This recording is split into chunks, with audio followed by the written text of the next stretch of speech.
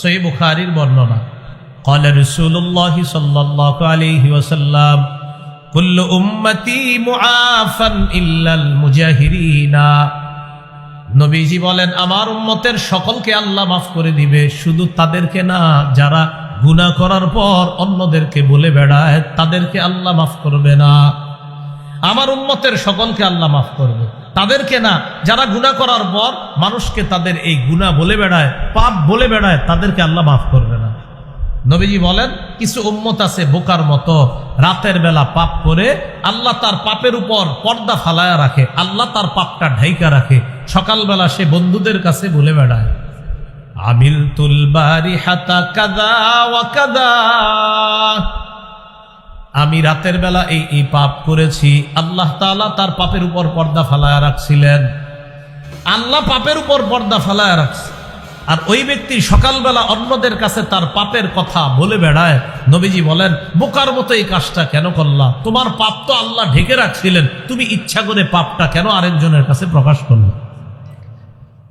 সহিহ মুসলিমের এক হাদিস শুনেন, কিয়ামতের ময়দানে অনেক পাপীকে আল্লাহ ডাকবে পর্দার আড়ালে, ডাকার পর বলবে আতারিফু যামবা কাযা ওয়া কাযা, তুমি কি এই পাপ স্বীকার করো? তিনবার স্বীকৃতি নেওয়ার পর আল্লাহ তাআলা বলবেন তোমার কিছু কিছু ভালো কাজ আছে, আমি আল্লাহ এই ভালো কাজে খুশি হয়ে পর্দার আড়ালে তোমার পাপগুলা ঢেকে রাখলাম, তোমাকে মাফ করে দিলাম, ডান হাতে আমলনামা দিয়ে দিলাম, পর্দার বাহিরে গিয়ে কাউকে বলা দরকার নেই। তো আল্লাহ যেখানে পাপ ঢেকে রাখে, আমি আপনি পাপ খুলে দিলাম। তাহলে আজকের 5 নাম্বার আলোচনা গেল, পাপ হয়ে গেলে সবাইকে বলে না বেড়ানো। এখন পাপ করার পর বলে বেড়ানো এটা ফ্যাশন হয়ে দাঁড়িয়েছে, ফেসবুকে স্ট্যাটাস দেয়। বন্ধুরা এই নাটকটা দেখেছি, দেখার পর আমার এই অভিমত। ডিয়ার ফ্রেন্ডস, তোমরাও তোমাদের অভিমত শেয়ার করো। বন্ধুদেরকে একটা নাটক দেখছে, দেখার পর এটা ফেসবুকে দিয়ে আপনি সারা দুনিয়ারে সাক্ষী বানাইলেন। এইখানে অনেক ইয়াং ছেলেরা আছেন, যুবকরা, এই পাপের স্ট্যাটাস যারা দিছেন আজকে রিমুভ করেন। আল্লাহর কসম বলছি, আপনার সাক্ষী বাড়াইতেছেন গুনাহের, আজকে রিমুভ করেন, আজকে ফেসবুক থেকে ডিলিট করে দেন, আর সাক্ষী নতুন করে বাড়ায়েন না। আল্লাহ আমাদেরকে বোঝার তৌফিক দান করেন। এগুলো 5 নাম্বার কথা। 6 নাম্বার, এটা আমার সাথে বলেন, মনে থাকবে। বলেন যে কোনো পাপ পাহাড়ের মতো মনে করব। যে কোনো পাপ পাহাড়ের মতো মনে করব।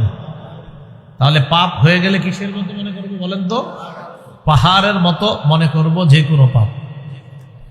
সহিহ বুখারীর বর্ণনা, আব্দুল্লাহ ইবনে মাসউদ রাদিয়াল্লাহু তাআলা আনহুর বর্ণনা, তিনি বলেন ইন্নাল আবদাল মুমিনা ইয়ারা যুনুবাহু কান্নাহু কাঈদুন তাহতা জাবালিন ইয়াখাফু আন ইয়াকা আলাইহি। ইমানদার বান্দা গুনাহকে মনে করে একটা পাহাড়, এই পাহাড়ের নিচে সে বসা, এই পাহাড় আমার উপর পড়বে, আমি ধ্বংস হয়ে যাব। ওয়া ইন্নাল ফাজিরা ইয়ারা যুনুবাহু কাযবাবিন মাররা আলা আনফিহি।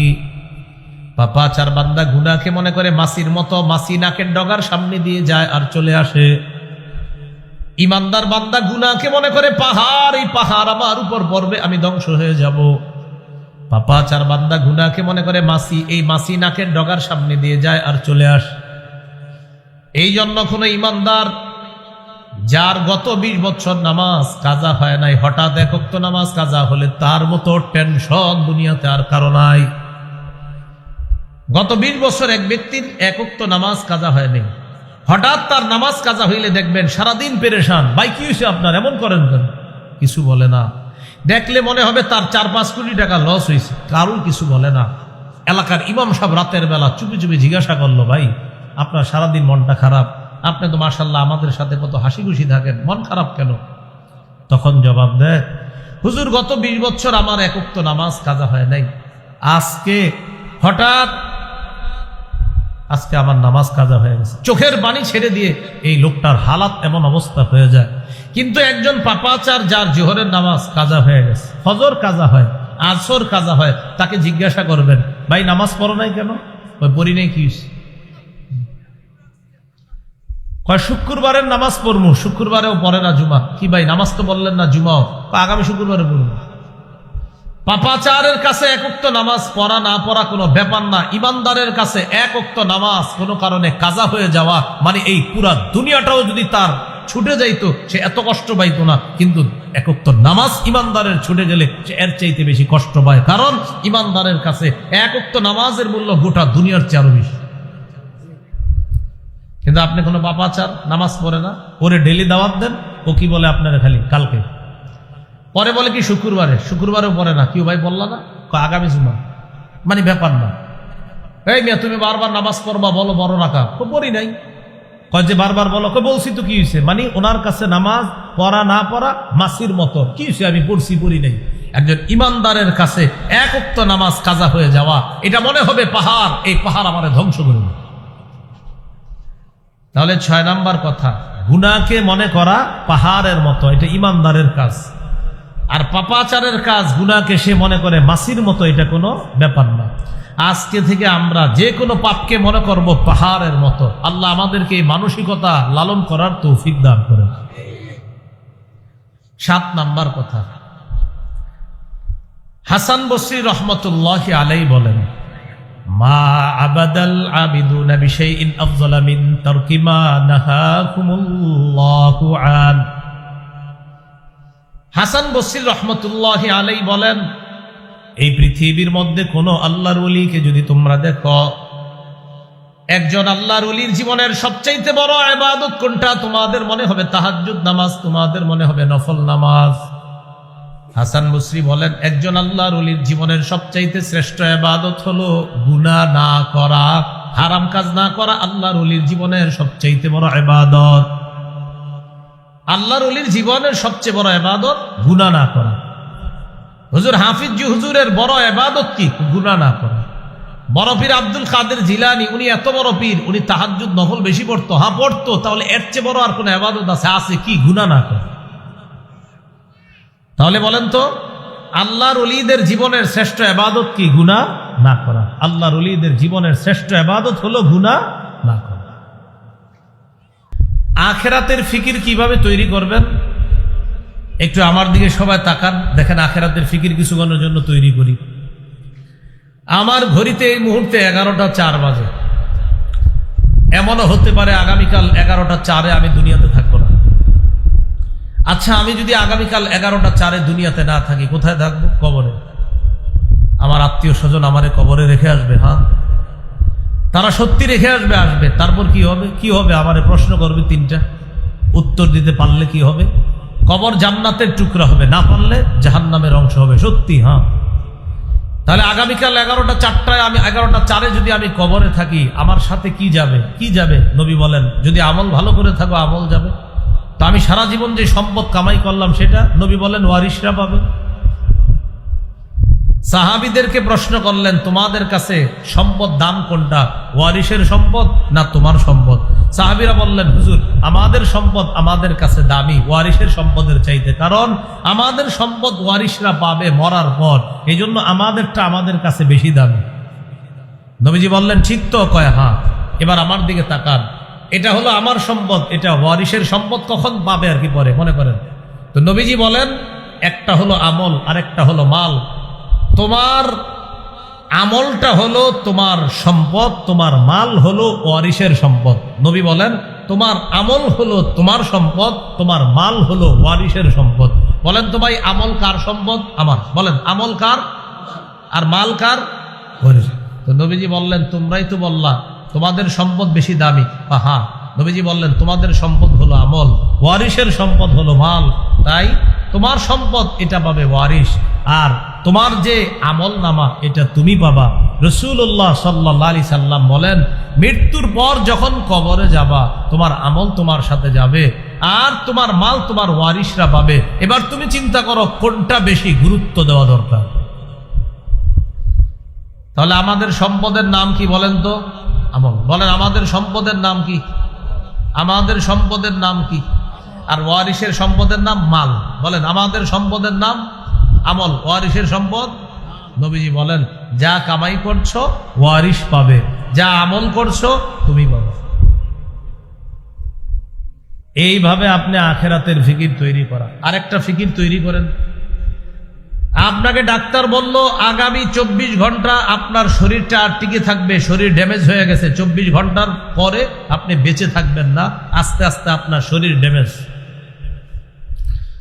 এই 24টা ঘন্টা আপনার কি অবস্থা হবে আপনি একটু চিন্তা করেন তো। বাসায় আসলেন, আসার পর আপনার আব্বা আপনাকে বকাঝকা শুরু করলো, আপনি আপনার আব্বার দিকে হাসি মুখে তাকায় থাকবেন, কেন? আব্বা বকেন, 24 ঘন্টা পর আর পাবেন। বন্ধুরা আপনারা যদি সবাই মিলে বকাবচকা করে, তো তুই ভালো নাই না সেই না, অন্যদিন রাগ হয়ে গেল, আজকে রাগ হন না কেন? কারণ আপনার মাথায় টেনশন হলো, তোরা আর কতক্ষণ আমার এইগুলা বলবি বল। আপনার ভাই বোন, আপনার আত্মীয় স্বজন সবাই আপনারা আজকে জ্বালায়, কিচ্ছু বলেন না, কারণ আপনি তাদেরকে বলেন নাই যে 24 ঘন্টার মধ্যে আমার শরীরটা আস্তে আস্তে ড্যামেজ হয়ে যাবে, আমি দুনিয়া থেকে বিদায় নিব।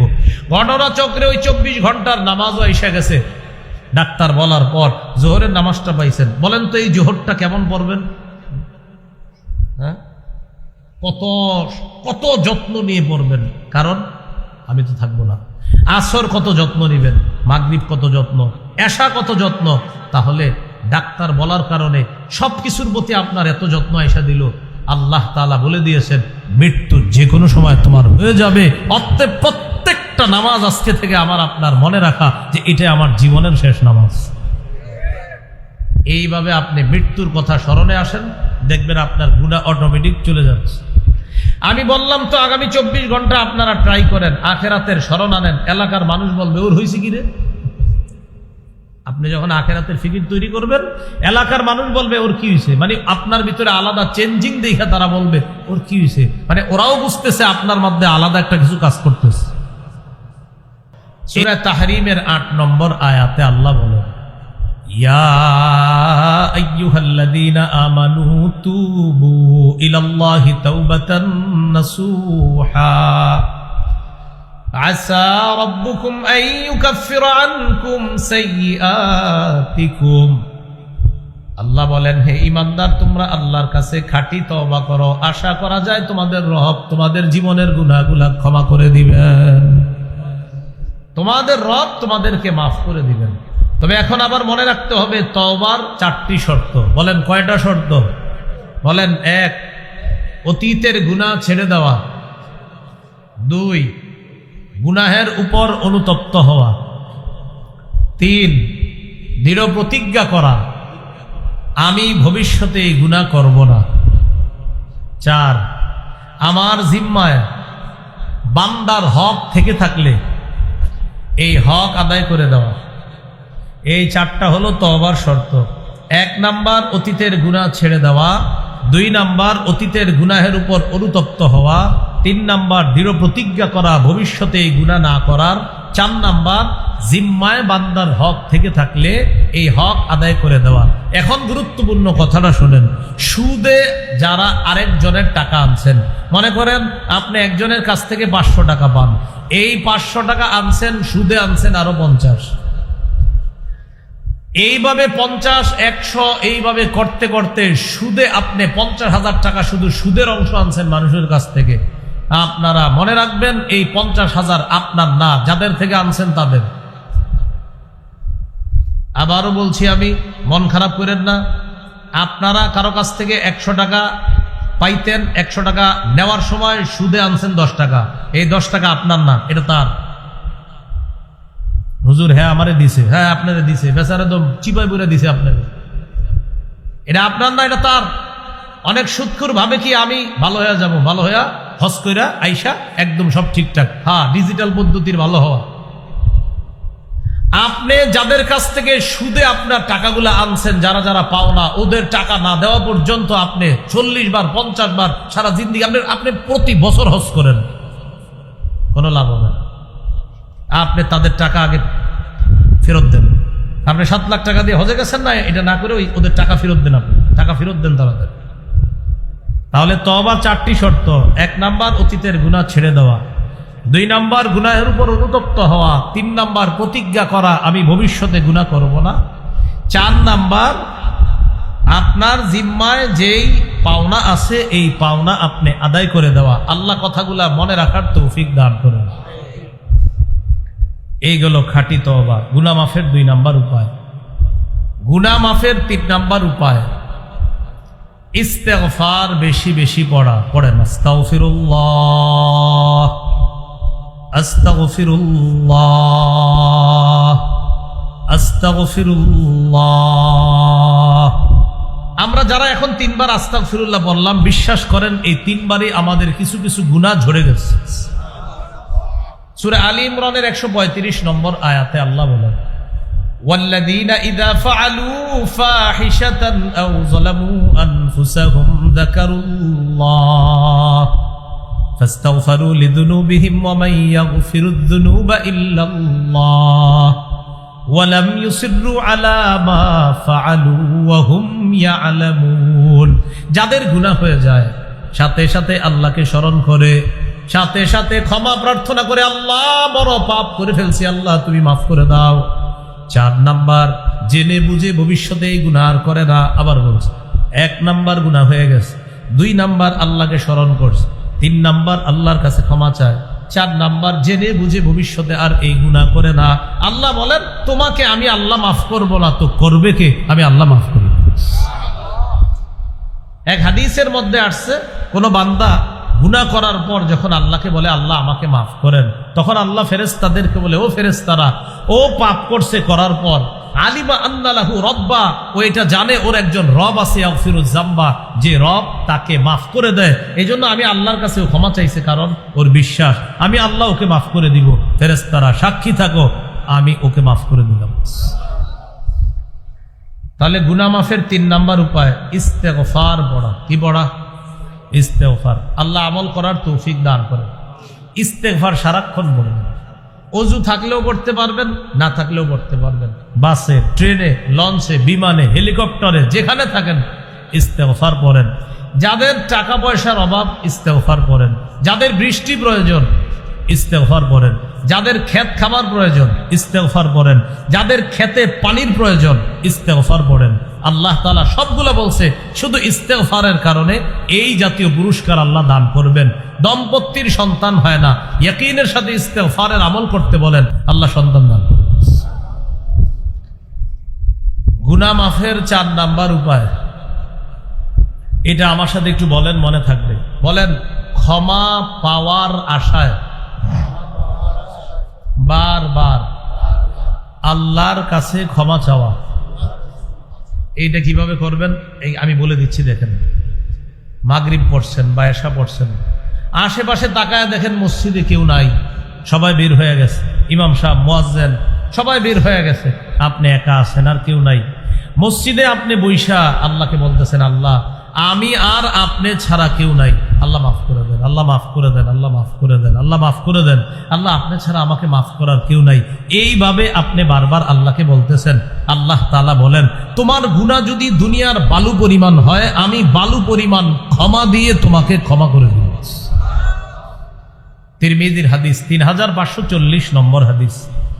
ইয়া ইবনা আদম ইন্নাকা মা দাউতানি ওয়া রাজাউতানি গফারতু লাকা আলা মা কানা মিনকা ওয়ালা উবালি। হে আদম সন্তান, তুমি যদি আমাকে ক্ষমা পাওয়ার আশায় বারবার ডাকো, আমি আল্লাহ বারবার তোমার ডাকে সাড়া দিব, তোমার জিন্দেগীর গুনাহগুলো মাফ করে